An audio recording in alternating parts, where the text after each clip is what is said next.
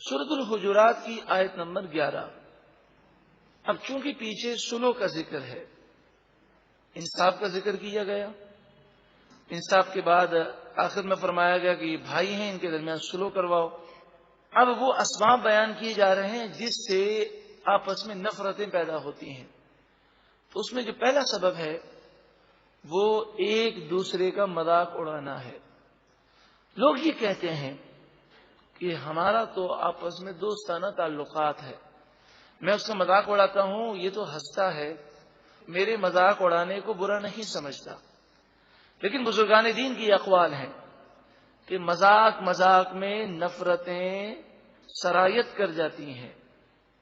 کبھی کبھی انسان کا موڈ کا بھروسہ نہیں ہوتا، کبھی کوئی بات انسان کو بری لگ جاتی ہے، اس لیے منع کیا گیا، چاہے کتنا ہی قریبی تعلق ہو، کتنے ہی قریبی دوست ہوں، اگر آپ اس سے گفتگو کرتے ہیں ہنسانے کے لیے تو یہ سوچ لینا چاہیے کہ یہ گفتگو کہیں نفرت کو پیدا نہ کر دے۔ اول تو مذاق کے اندر جھوٹ بولنا یہ حرام ہے، مذاق میں بھی جھوٹ نہیں بول سکتے۔ دوسری بات، مذاق اس انداز میں کرنا جس میں طعنہ ہو، طنز ہو، یا کسی کی دل آزاری ہو، یہ بھی منع ہے۔ مذاق میں کسی کی غلطی کو اچھالنا یا کسی کے عیب کو اچھالنا یہ بھی منع ہے۔ تو پھر مذاق کیسے کریں گے؟ تو مزاح جو ہے اس انداز میں کیا جا سکتا ہے کہ جس کے اندر یہ ساری چیزیں نہ ہوں، نہ جھوٹ ہو، نہ کسی کا دل دکھے، بلکہ ایک اچھا اور پیارا انداز ہو۔ جیسے اس کی بے شمار مثالیں ہیں۔ نبی اکرم صلی اللہ علیہ وآلہ وسلم آپ نے ایک بڑھیا سے فرمایا، جب اس نے اونٹ کا مطالبہ کیا تو آپ نے فرمایا میں انشاءاللہ آپ کو اونٹ کا بچہ دوں گا۔ تو وہ ہنسنے لگی اور کہنے لگی یا رسول اللہ صلی اللہ علیہ وسلم، اونٹ کا بچہ تو مجھے گرا دے گا۔ تو آپ نے فرمایا کہ ہر اونٹ کا بچہ ہی ہے، تو میں تمہیں چھوٹا بچہ نہیں دوں گا، بڑا بچہ دوں گا۔ مفہوم یہ تھا۔ اب دیکھیں اس کے اندر نہ تو دل آزاری ہے، نہ مذاق اڑانا ہے، بلکہ ایک ایسا مزہ ہے کہ جس سے اس کے دل کو خوش کرنا ہے۔ تو نبی اکرم صلی اللہ علیہ وآلہ وسلم سے یہ واقعات منقول تو ہیں، لیکن امام غزالی علیہ رحمہ فرماتے ہیں کہ گنتی کے 4 یا 5 واقعات ہیں۔ حضور کی پوری ظاہری حیات میں 4 یا 5 یا 6 واقعات ہیں۔ تو امام غزالی علیہ رحمہ فرماتے ہیں اس کی بھی عادت بنا لینا اچھی بات نہیں ہے۔ کبھی کبھی ہو ضرورتاً تو درست ہے، لیکن اگر ایسی عادت بنا لیں گے تو یہ عادت انسان کے وقار کو مجروح کرتی ہے۔ یا ایھا الذین آمنوا، اے ایمان والوں، لا یسخر قوم من قوم، کوئی کسی کا مذاق نہ اڑائے، عسیٰ ان یکونوا خیرا منہم، ہو سکتا ہے جس کا مذاق اڑایا جا رہا ہے وہ ان لوگوں سے افضل ہو، اللہ کی بارگاہ میں اس کا مقام و مرتبہ ہو، کوئی اس نے ایسی نیکی کر لی ہو کہ جس سے اللہ راضی ہو گیا ہو۔ جب کسی کا مذاق اڑاتے ہیں تو اس کی سب سے بڑی بنیاد ہے اپنے سے اسے کمتر سمجھنا۔ پھر جس کی تعظیم و توقیر اور محبت ہمارے دل میں ہو ہم اس کا مذاق نہیں اڑاتے۔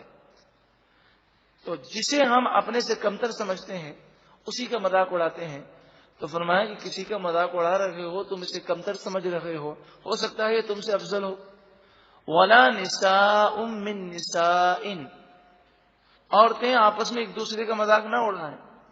عَسَىٰ أَن يَكُنَّ خَيْرًا مِّنْهُنَّ، ہو سکتا ہے کہ جن عورتوں کا مذاق اڑایا جا رہا ہے وہ ان عورتوں سے بہتر ہوں۔ ہو سکتا ہے یہ مسلمان عورت جسے اس کی خاندان کی عورتیں یا دیگر عورتیں اپنے مذاق کا نشانہ بنا رہی ہیں، ہو سکتا ہے یہ مسلمان عورت مستقبل میں کوئی ایسا کام کر لے یا وہ ایسی نیک و پرہیزگار بن جائے کہ اللہ تعالیٰ نے تقدیر میں اس کے لیے جنت کے اعلیٰ منازل رکھے ہوں۔ تو انسان ہر ایک کو اپنے سے افضل سمجھے گا تو کبھی بھی کسی کا مذاق نہیں اڑائے گا۔ وَلَا تَلْمِزُوا أَنفُسَكُمْ، اور ایک دوسرے کو طعنہ نہ دو۔ لڑائی اور نفرت کی دوسری وجہ طنز اور طعنہ کرنا ہے۔ طعنہ دینا اور طنز کرنا یہ لڑائی کی بہت بڑی وجہ ہے۔ آج اگر آپ اپنے گھروں کی لڑائیوں کو دیکھیں، خصوصاً یہ مرض عورتوں میں بہت پایا جاتا ہے، یہاں تک کہ اکثر جو طلاقیں واقع ہوتی ہیں، ٹھیک ہے مرد کی کوتاہی ہے، اسے طلاق نہیں دینی چاہیے، اسے جذبات میں نہیں آنا چاہیے، مرد عقل مند ہوتا ہے، اس میں برداشت کا مادہ زیادہ ہونا چاہیے، مگر اکثر یہ دیکھا گیا ہے جتنے کیسز آتے ہیں اس میں یہ دیکھا گیا کہ عورتوں نے ایسے تانے مارے اور ایسا انہوں نے طنز کیا کہ جس سے مرد جذبات میں آ گیا اور جو نہیں کرنا چاہیے تھا وہ اس نے کر دیا۔ عورتوں کو زبان کا بڑا فن ہے، وہ جب بات کرتی ہیں اور اگر عورت نور قرآن سے منور نہ ہو اور وہ گناہوں میں پڑی ہو اور اس کی زبان پر شیطان بول رہا ہو تو پھر اس کی زبان کینچی سے زیادہ خطرناک ہوتی ہے۔ حدیث پاک میں فرمایا کہ اے عورتوں صدقہ دیا کرو، میں نے سب سے زیادہ جہنم میں عورتوں کو دیکھا۔ تو عورتوں نے کہا یا رسول اللہ صلی اللہ علیہ وسلم، عورتوں کا قصور کیا ہے کہ جہنم میں عورتیں زیادہ ہوں گی؟ تو آپ نے فرمایا تم ایک دوسرے کو کیا تانا نہیں دیتی؟ تم طنز کرتی ہو، تانا دیتی ہو، ایک جب دوسری کے پاس جاتی ہے تو تیسری کی برائیاں بیان کرتی ہے۔ یہ شاید ہی کوئی عورت ہو کہ جو آپس میں وہ ملے اور وہ تیسری کی غیبت نہ کرے، ایسی نیک عورتیں بہت کم ہیں۔ اللہ تعالیٰ تمام خواتین کو نور قرآن پاک سے منور فرمائے۔ تو آپ نے فرمایا ایک دوسری کے پاس جاتی ہے اور وہ پھر غیبت کرتی ہے، بہتان اور تہمت لگاتی ہے، اور شوہر ساری زندگی حقوق ادا کرتا رہے، کبھی کوتاہی ہو جائے تو تم عورتیں یہ کہہ دیتی ہو کہ تیرے گھر میں تو کبھی میں نے کوئی خیر اور سکون دیکھا ہی نہیں ہے، تم اللہ کی بھی نافرمان ہو اور شوہر کی بھی ناشکری ہو، تو اس لیے تم بہت زیادہ توبہ کیا کرو، صدقہ دیا کرو۔ اس سے مراد یہ نہیں کہ ساری عورتیں ایسی ہیں، ازواج مطہرات، صحابیات اور جو ولیات گزری ہیں، جو نیک خواتین گزری ہیں، اس پر تو ہمارے سارے مرد بھی اگر ان کی بھی نیکیاں مل جائیں تو ان کی نیکیوں کے ذرے تک نہیں پہنچ سکتے۔ لیکن جب عورت نور قرآن سے دور ہو، اسلامی تعلیمات سے دور ہو، تو چونکہ اس میں عقل مرد کے مقابلے میں کچھ کم ہوتی ہے، اس لیے وہ جلدی شیطان کے وار میں آ جاتی ہے۔ لیکن جب نور قرآن پاک سے عورت منور ہو جائے تو وہ کئی مردوں سے آگے نکل جاتی ہے۔ حضرت عائشہ صدیقہ رضی اللہ تعالی عنہا، صحابہ کرام آپ سے فتویٰ لینے کے لیے آتے تھے اور فرماتے ہیں اگر حضرت عائشہ نہ ہوتی تو دین کا 25% حصہ، 25% حصہ ہم تک نہ پہنچ سکتا۔ عورتوں کو چاہیے کہ وہ اپنے لیے آئیڈیل حضرت عائشہ کو بنائیں، حضرت خدیجۃ الکبریٰ کو بنائیں، فاطمہ الزہرا کو بنائیں، ازواج مطہرات اور صحابیات کو بنائیں کہ جو نور قرآن پاک سے ایسی منور ہوئیں کہ آج تک پوری امت کو ان پر فخر ہے۔ وَلَا تَلْمِزُوا أَنفُسَكُمْ، اور ایک دوسرے کو تانا نہ دو۔ وَلَا تَنَابَزُوا بِالْأَلْقَابِ، اور کسی کا برا نام نہ رکھو، کسی کو برے لقب سے نہ پکارو۔ جیسے ہمارے یہاں کسی کو کہتے ہیں لنگڑا، موٹا، کالا، اسی طرح مردوں میں بھی ہے اور عورتوں میں بھی یہ بیماری ہے۔ تو کسی کو بھی پکارو تو اس اچھے نام سے پکارو کہ جسے وہ پسند کرتا ہو۔ بس ایک اصول یاد رکھ لیں کہ جو چیز آپ کسی دوسرے کے لیے کر رہے ہیں، اگر کوئی ہمارے ساتھ یہ کرے تو یہ ہمیں اچھا لگے گا کہ برا؟ اگر یہ برا لگتا ہے تو ہمیں دوسرے کے ساتھ بھی نہیں کرنا چاہیے، کیونکہ حدیث پاک میں کما تدین تدان، جیسی کرنی ویسی بھرنی ہے۔ آج ہم جو دوسروں کے ساتھ سلوک کریں گے ویسا ہی ان قریب ہمارے ساتھ بھی کیا جائے گا۔ جو شخص یہ چاہتا ہو کہ لوگ مجھ سے محبت کریں اور میری تعظیم کریں اور میری دل آزاریاں نہ کریں، اسے چاہیے کہ وہ لوگوں سے محبت کرے، ان کی تعظیم کرے اور ان کے دلوں کو نہ دکھائے۔ بئس الاسم الفسوق بعد الایمان، ایمان لانے کے بعد فاسق بن جانا یہ کتنا برا نام ہے.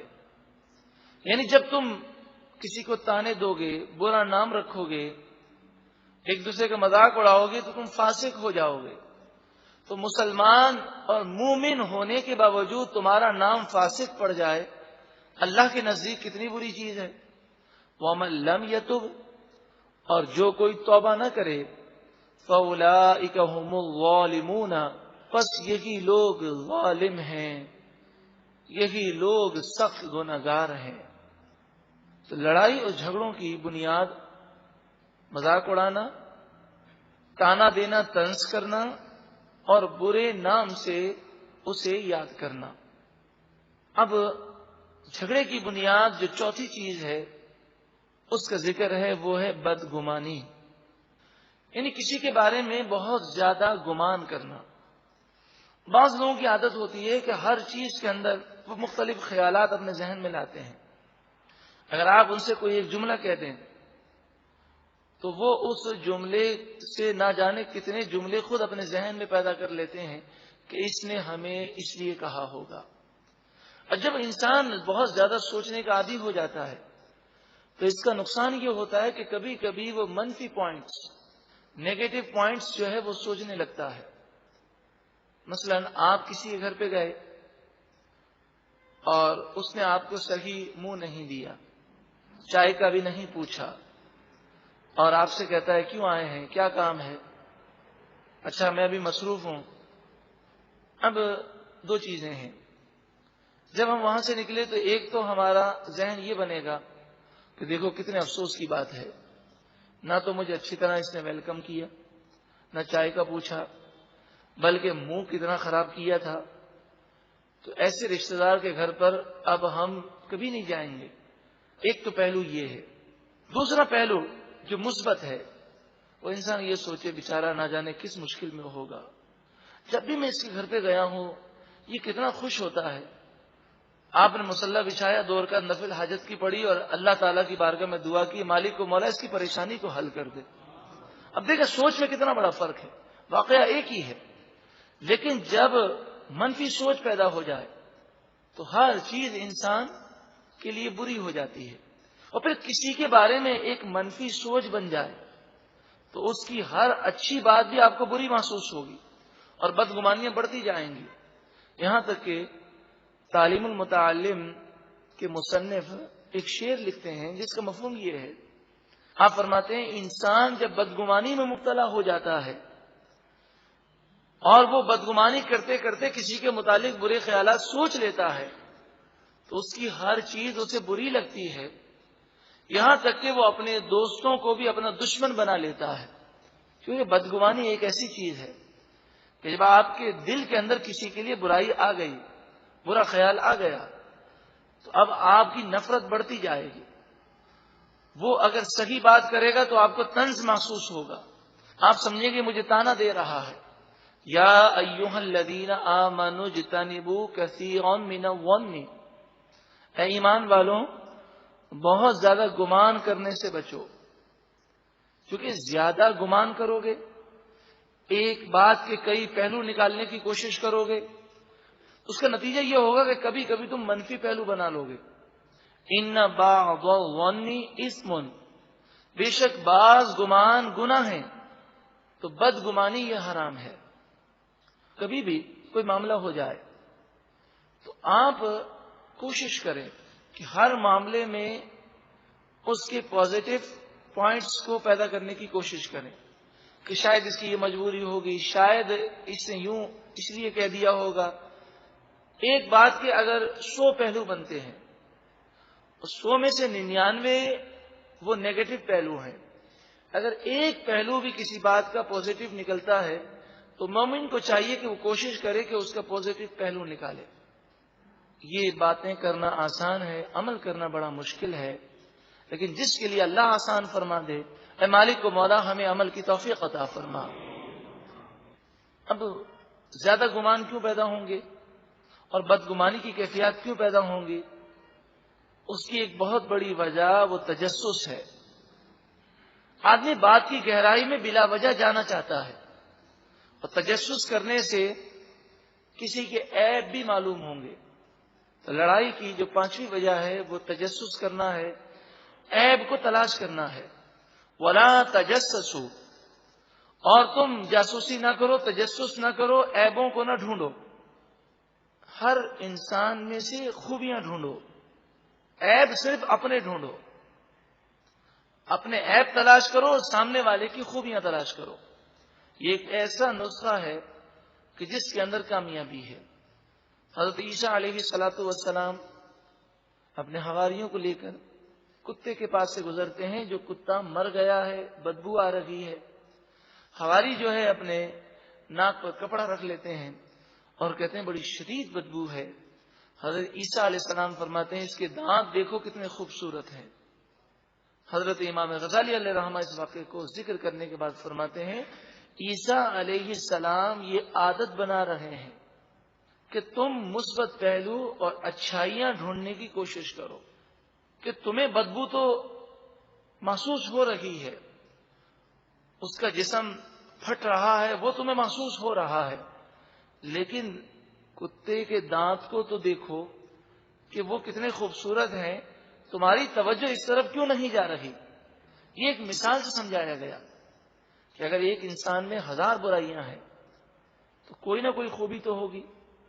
یہاں تک کہ اگر میاں بیوی کے درمیان جھگڑا ہے یا آپس میں کوئی مسئلہ ہے، کوئی انسان یہ سوچے کہ اس میں 10 برائیاں ہیں تو 2 خوبیاں تو ہیں.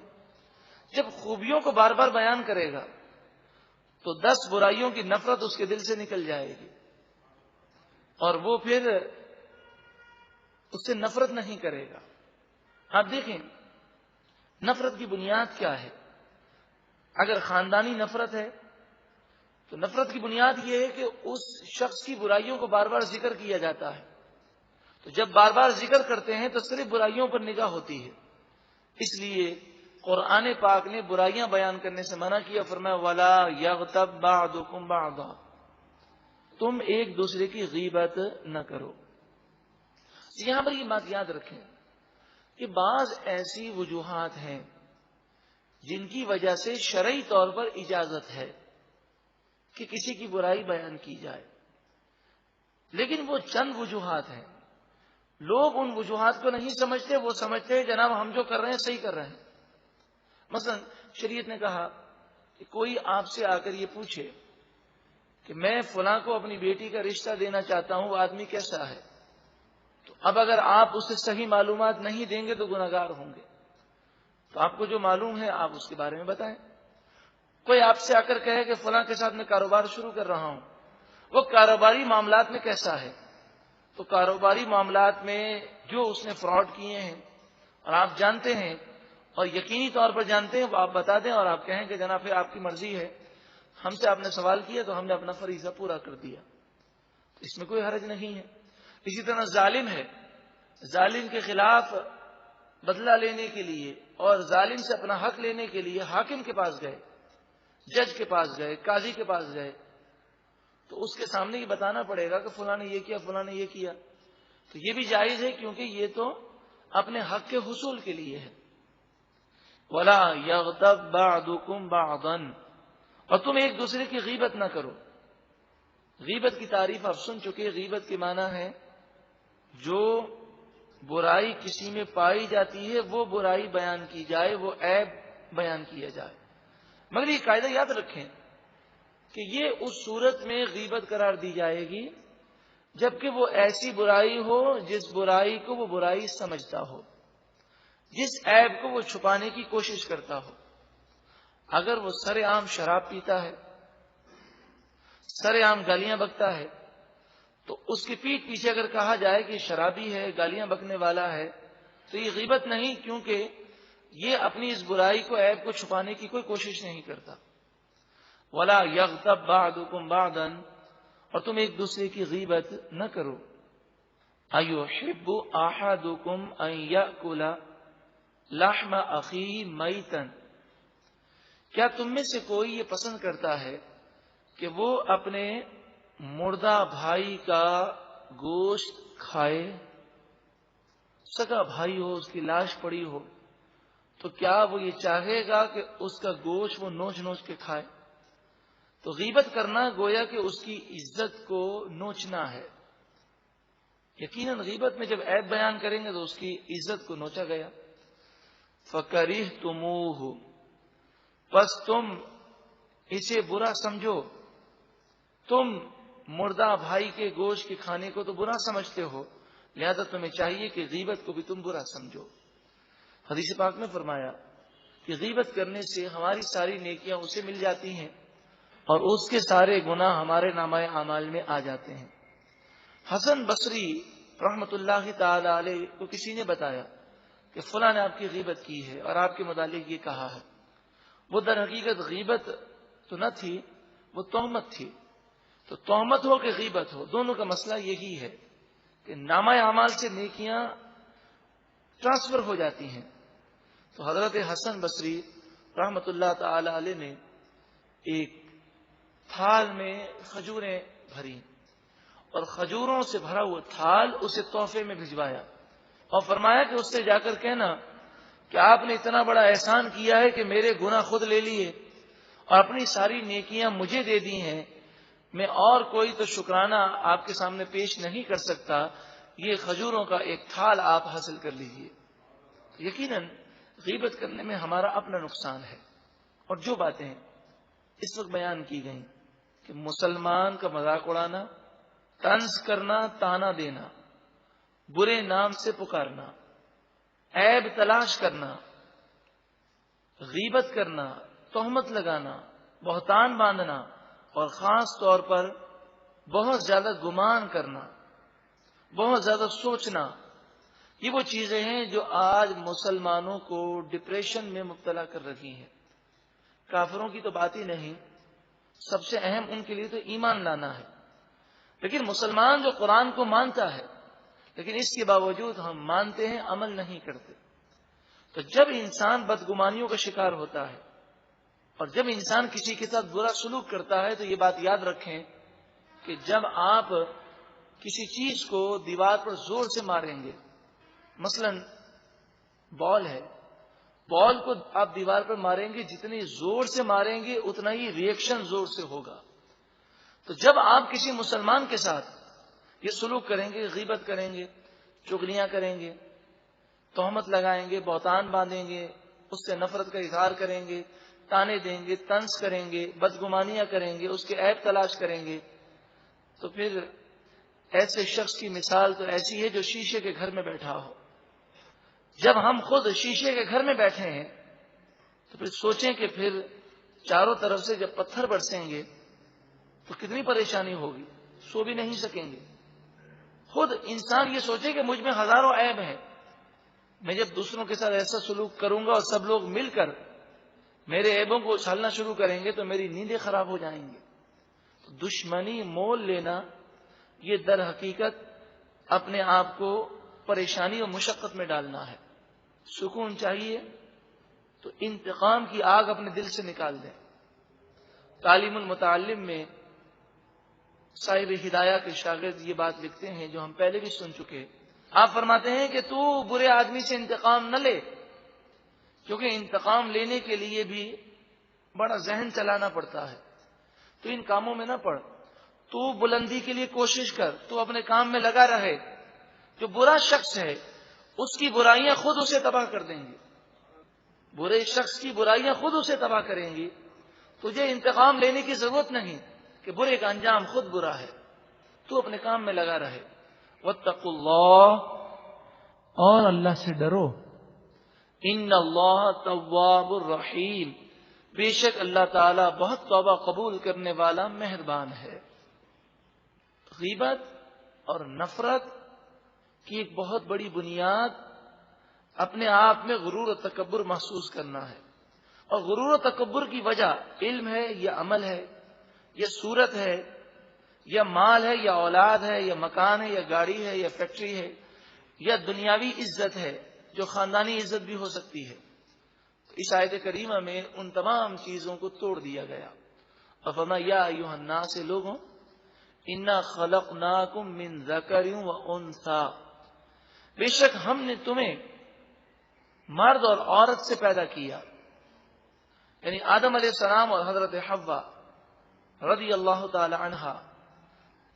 وَجَعَلْنَاكُمْ شُعُوبًا وَقَبَائِلَ، اور تمہیں شاخیں اور قبیلے کیا، لِتَعَارَفُوا، کہ آپس میں پہچان رکھو۔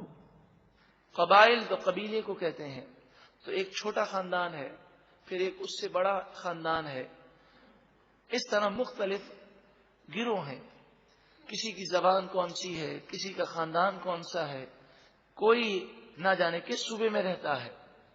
یہ کوئی غرور و تکبر، یہ بڑائی کی وجہ نہیں ہے۔ لِتَعَارَفُوا، یہ صرف اور صرف اس لیے کہ تمہارا آپس میں تعارف ہو سکے، تمہاری پہچان ہو سکے۔ مختلف خاندان، مختلف زبانیں، مختلف شکلیں، مختلف حیثیتیں، یہ پہچان کے لیے ہیں، یہ کوئی وجہ افتخار نہیں، یہ کوئی بڑائی اور بلندی کی وجہ نہیں۔ بلندی کس میں ہے، خوبی کس میں ہے، کمال کس میں ہے؟ ان اکرمکم عند اللہ اتقاکم، بے شک اللہ کے نزدیک تم میں سے زیادہ معزز وہی ہے جو زیادہ متقی اور پرہیزگار ہے۔ تو چاہے وہ حبشہ کا رہنے والا ہو، چاہے وہ پاکستان کا رہنے والا ہو، چاہے وہ عربی ہو، اعجمی ہو، جو متقی ہے وہ زیادہ باعث عزت ہے۔ حضرت بلال رضی اللہ تعالیٰ عنہ، آپ حبشہ سے تعلق رکھتے ہیں، لیکن آپ کو بڑے بڑے سرداروں پر فوقیت ہے عشق رسول اور تقوی اور پرہیزگاری کی وجہ سے۔ ان اللہ علیم خبیر، بے شک اللہ تعالیٰ علم والا خبردار ہے۔ قالت الاعراب آمنا، دیہاتیوں نے جو منافق تھے انہوں نے کہا ہم ایمان لائے۔ قل، اے محبوب آپ فرمائیے، لم تؤمنوا، تم ایمان نہیں لائے، تمہارے دل کے اندر اسلام نہیں ہے۔ ولکن قولوا اسلمنا، ہاں لیکن تم یہ کہو کہ ہم اسلام لائے، یعنی ایمان کا تعلق ہے دل سے۔ اسلمنا کی یہ معنی ہے کہ ظاہری طور پر تم اپنے آپ کو مسلمان ظاہر کرتے ہو، لیکن دل کے اندر تمہارا ایمان نہیں ہے۔ وَلَمَّا يَدْخُلِ الْإِيمَانُ فِي قُلُوبِكُمْ، ابھی تک ایمان تمہارے دلوں میں داخل نہیں ہوا۔ وَإِن تُطِيعُوا اللَّهَ وَرَسُولَهُ، اور اگر تم اللہ اور اس کے رسول کی فرما برداری کرو گے، لَا يَلِتْكُم مِّنْ أَعْمَالِكُمْ شَيْئًا، تو وہ تمہارے اعمال میں سے کچھ بھی ضائع نہ فرمائے گا۔ ان اللہ غفور الرحیم، بے شک اللہ تعالی بخشنے والا مہربان ہے۔ انما المؤمنون الذین آمنوا باللہ ورسولہ، مومن تو وہی ہیں جو اللہ پر اور اس کے رسول پر ایمان لائے۔ ثم لم یرتابوا، پھر شک نہ کیا اپنے دین اور ایمان میں، وہ اس ایمان سے نہ پھرے، اس ایمان پر ثابت قدم رہے۔ وَجَاهَدُوا بِأَمْوَالِهِمْ وَأَنفُسِهِمْ فِي سَبِيلِ اللَّهِ، اور انہوں نے اللہ کی راہ میں اپنے مال اور اپنی جان کے ذریعے جہاد کیا۔ أُولَئِكَ هُمُ الصَّادِقُونَ، یہی لوگ سچے ہیں کہ جو دعویٰ کیا اس پر عمل کر کے دکھایا۔ قل، اے محبوب آپ فرمائیے، اتعلمون اللہ بدینکم، کیا تم اللہ کو اپنا دین بتاتے ہو؟ اللہ کو معلوم ہے کہ تمہارے دل میں ایمان ہے یا نہیں ہے، تمہیں بتانے کی حاجت نہیں ہے، کیونکہ اس کا علم ازلی اور ابدی ہے، اس سے کوئی باتیں پوشیدہ نہیں ہے۔ واللہ یعلم، اور اللہ تعالی خوب جانتا ہے، ما فی السماوات، جو کچھ آسمانوں میں ہے، وما فی الارض، اور جو کچھ زمین میں ہے۔ واللہ بکل شیء علیم، اور اللہ ہر چیز کو خوب جاننے والا ہے۔ کچھ لوگ ایمان لائے اور پھر حضور سے کہنے لگے ہم ایمان لائے ہیں، ہمیں مال دیجیے، اور حضور پر اپنے ایمان کا احسان جتلانے لگے۔ یمنون علیک ان اسلموا، وہ لوگ آپ پر اپنے اسلام لانے کا احسان جتلاتے ہیں۔ قل اے محبوب آپ فرمائیے، لا تمنوا علی اسلامکم، اپنے اسلام لانے کا احسان مجھ پر نہ رکھو۔ در حقیقت اگر تمہیں ایمان کی دولت ملی ہے تو یہ اللہ کا فضل ہے، تم نے کسی پر کوئی احسان نہیں کیا۔ بل اللہ یمن علیکم، بلکہ اللہ نے تم پر احسان کیا، ان ہداکم للایمان، کہ تمہیں اس نے ایمان کی ہدایت عطا فرمائے۔ ان کنتم صادقین، اگر تم سچے ہو۔ یہ اگر تم سچے ہو اس لیے فرمایا گیا کہ یہ اصل میں جھوٹے تھے، یہ دل سے ایمان نہیں لائے تھے، مال حاصل کرنے کے لیے کہتے تھے کہ ہم ایمان لے آئے۔ ان اللہ یعلم غیب السماوات والارض، بے شک اللہ تعالی آسمان اور زمین کے غیبوں کو خوب جانتا ہے۔ واللہ بصیر بما تعملون، اور اللہ تعالی تمہارے تمام کاموں کو خوب دیکھ رہا ہے۔